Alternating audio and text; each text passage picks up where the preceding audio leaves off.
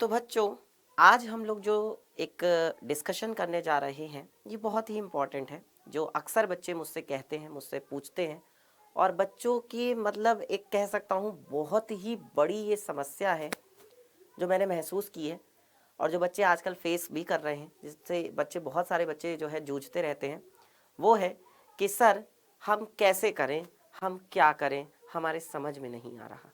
हम जो है स्कूल जाएं, हम जो है कोचिंग में पढ़ाई करें, या फिर हम जो है ऑनलाइन पढ़ाई करें, या फिर हम जो है सेल्फ स्टडी करें।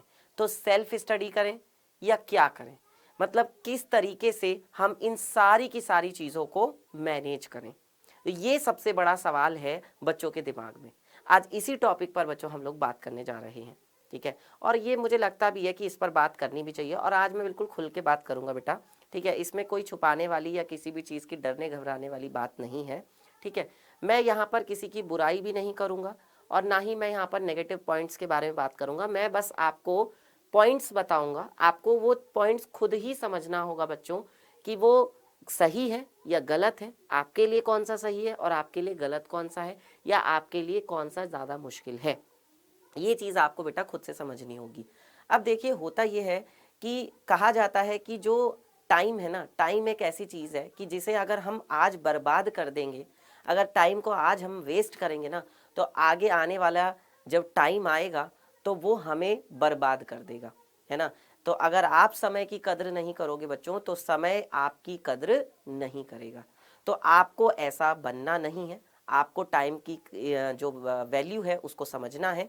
और मैं यहाँ पर एक बात कहना चाहूँगा कि भाई देखो, 24 घंटे का टाइम तो बेटा हर किसी को मिलता है। आपको भी 24 घंटे मिलते हैं, मुझे भी 24 घंटे मिलते हैं, प्रधानमंत्री नरेंद्र मोदी जी को भी 24 घंटे ही मिलते हैं, राष्ट्रपति श्रीमती द्रौपदी मुर्मू जी को भी 24 घंटे का ही समय मिलता है, और यहाँ तक कि जो हमारे इसरो के साइंटिस्ट हैं उनको भी बेटा 24 घंटे का टाइम ही मिला था और मिलता है।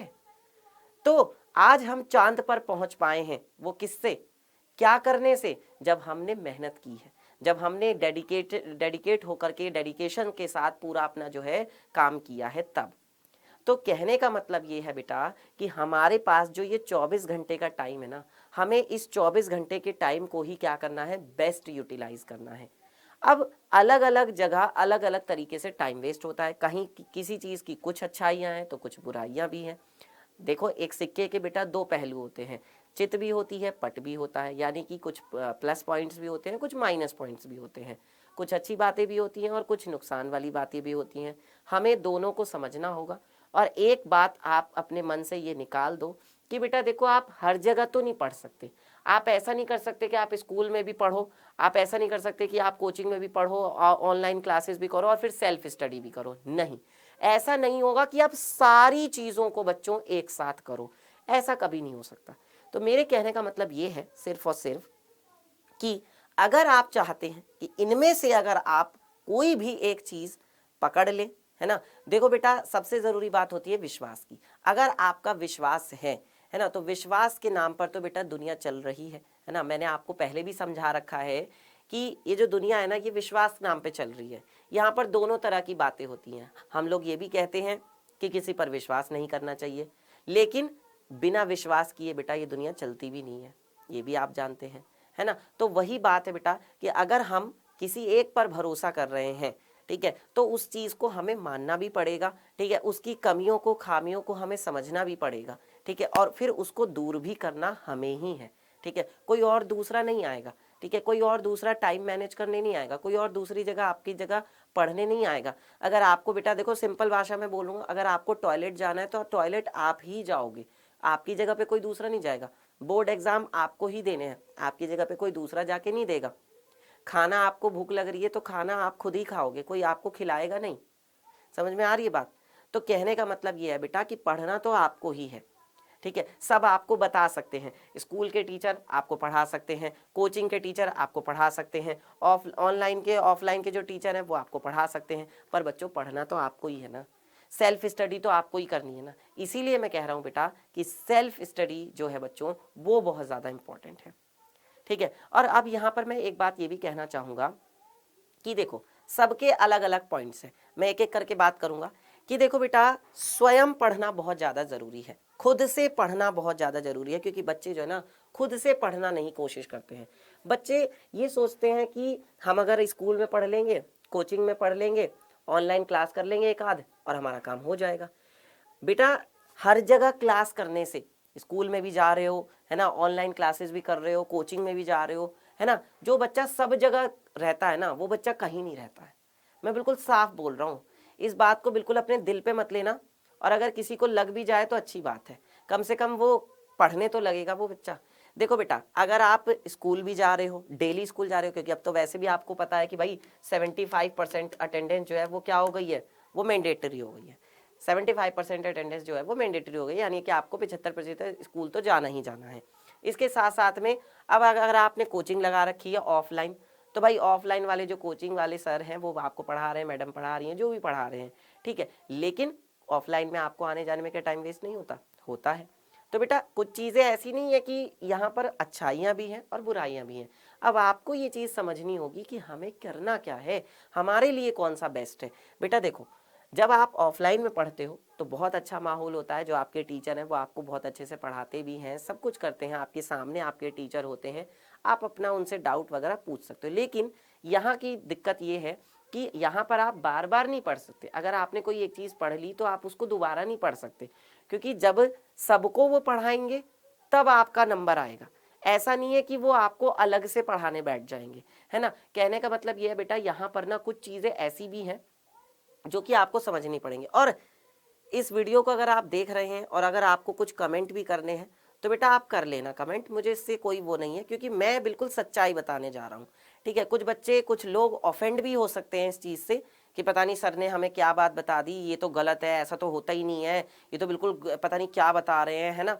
ऐसा कुछ नहीं है, जो मैंने देखा है वो मैं आपको बता रहा हूँ, और जो होता भी है मैं आपको वो बता रहा हूँ, ठीक है। अब बेटा होता यह है कि ऑफलाइन में ना कुछ बच्चे, सारे तो पढ़ने वाले होते नहीं है, आप पढ़ने वाले हो, आपके साथ में कोई बच्चा जो आ रहा है पढ़ने, वो सिर्फ मज़े लेने के लिए आ रहा है, वो सिर्फ टाइम पास करने के लिए आ रहा है ना। ऐसा भी तो हो सकता है ना कि वो सिर्फ मज़े लेने के लिए, वो सिर्फ टाइम पास करने के लिए आ रहा हो सकता है, बिल्कुल हो सकता है। तो उसकी वजह से आपका टाइम वेस्ट हो सकता है, क्योंकि वो शोर मचाएगा, है ना। अब टीचर क्या है, शांत कराने में रह जाएंगे, टीचर शांत कराने में रह जाएंगे तो वो पढ़ा कहाँ पाएंगे। स्कूल की जो बात है वो मैं बता दूं कि स्कूल में क्या होता है, स्कूल में आप जाते हो पढ़ने, ठीक है, जाते हो, है ना। स्कूल में जब पढ़ाई नहीं होती है, जब पढ़ाई होती है तब तक तो अच्छी बात है, पढ़ रहे हो अच्छी बात है, लेकिन जब पढ़ाई नहीं होती है तो बेटा यहाँ पर होता है टाइम वेस्ट, यहाँ टाइम वेस्ट होता है। तो इस टाइम को कैसे यूटिलाइज करना है ये आपको समझना होगा। जब पढ़ाई हो रही है तब तक तो ठीक है, अगर पढ़ाई नहीं हो रही होती तो ये जो बिहार बोर्ड का नियम है कि भाई सुबह 9 बजे से 4 बजे के बीच में कोई जो है ये कोचिंग जो है नहीं खुलेगा, क्योंकि यहाँ स्कूल में पढ़ाई ही नहीं हो रही थी, ना तो बच्चे जा रहे थे ना टीचर जा रहे थे, दोनों में से कोई भी नहीं जा रहा था। तो इसीलिए क्या किया गया, इसीलिए कोचिंग्स जो थे, कोचिंग्स का टाइम को जो है ये बोला गया कि या तो तुम 9 बजे से पहले पढ़ाओ या शाम को 4 बजे के बाद पढ़ाओ, ठीक है। इसीलिए तो ये नियम लाया गया, ताकि स्कूल में भी पढ़ाई हो और यहाँ भी पढ़ाई हो, ठीक है। अब ये आपको समझना है, ठीक है। और रही बात बच्चों ऑनलाइन की, मैं ऑनलाइन का भी बता देता हूँ कि ऑनलाइन के फ़ायदे और नुकसान क्या है। ऑनलाइन में क्या है बेटा, देखो फ़ायदे की अगर बात कहूँ तो ऑनलाइन में आप जो टॉपिक जब मन चाहे तब पढ़ सकते हो। अगर आपको रात को 1 बजे भी कोई टॉपिक पढ़ना है तो आप मोबाइल में चला करके पढ़ सकते हो। जिस टॉपिक को आपको पढ़ना है वो टॉपिक पढ़ सकते हो, जितनी बार पढ़ना है उतनी बार पढ़ सकते हो, ये आपके ऊपर है।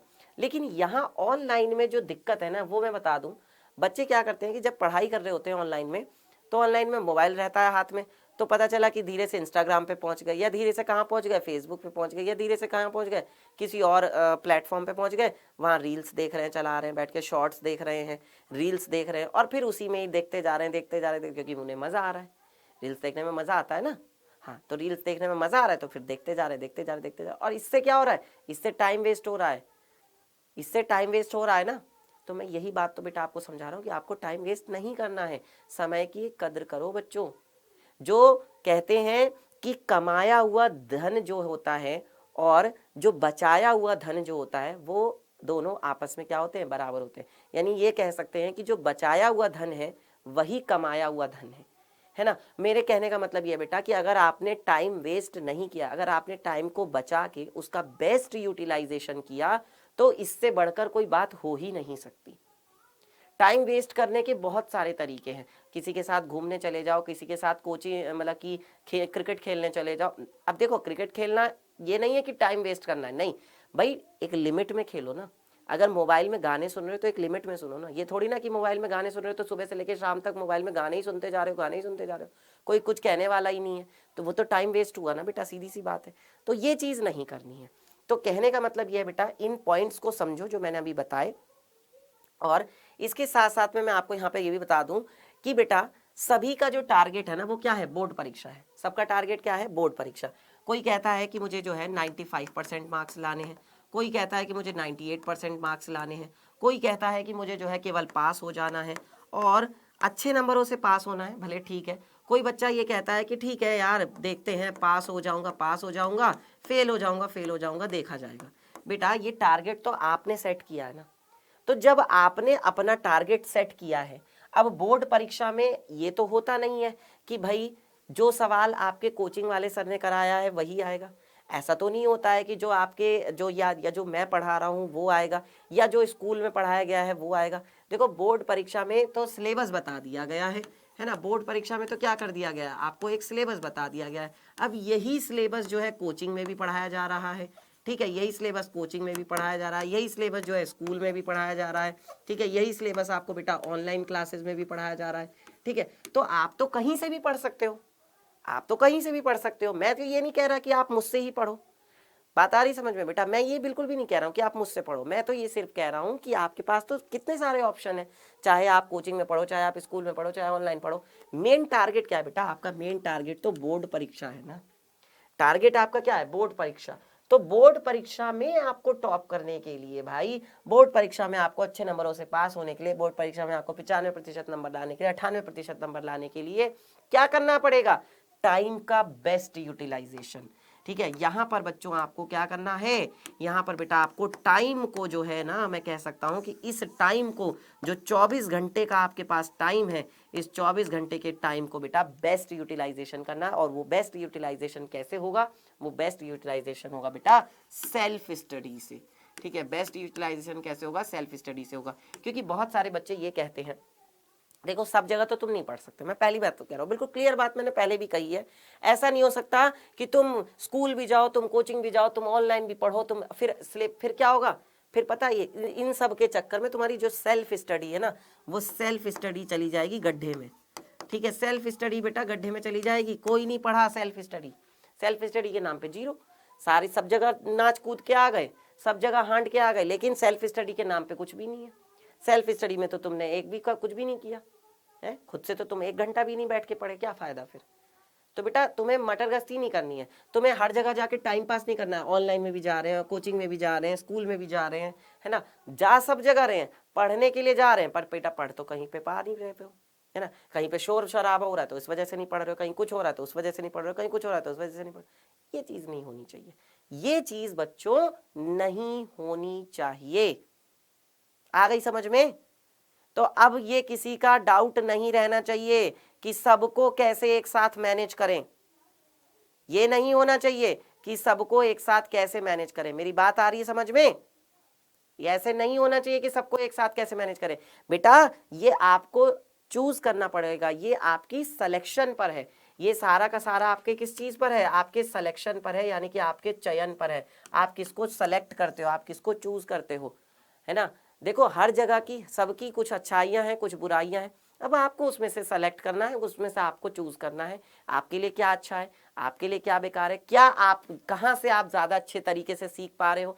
देखो किताबों का भी मैं बता दूं, किताबों में कुछ लैंग्वेज का चक्कर हो जाता है, हालांकि बुक्स में क्या है, बहुत अच्छे से पढ़ाया सब कुछ। अब देखो वहां कोई समझाने वाला तो नहीं होता है बुक्स में, लेकिन बुक्स में कंटेंट तो सारा रहता है, सारी चीजें होती हैं। वहां पर आपको एग्जाम्पल भी दिया हुआ होता है, क्वेश्चन भी दिए होते हैं, परिभाषा भी दी होती है, लेकिन समझाए कौन। तो बेटा बुक से हम लोग प्रैक्टिस कर सकते हैं, लेकिन समझाने वाला तो आपको चाहिए ना। टॉपिक ही समझाने वाला नहीं होगा तो फिर आप कैसे करोगे, सीधी सी बात है। और बहुत सारी ऐसी बातें होती हैं बेटा जो किताब में नहीं होती, ऐसी बहुत सारी बातें होती है जो किताब में नहीं होती, जो सिर्फ कहाँ होती है, जो हमें पढ़ा रहा है, यानी जो हमें टीचर जो पढ़ा रहे हैं, जो बता रहे हैं, वो सिर्फ वही बताते हैं।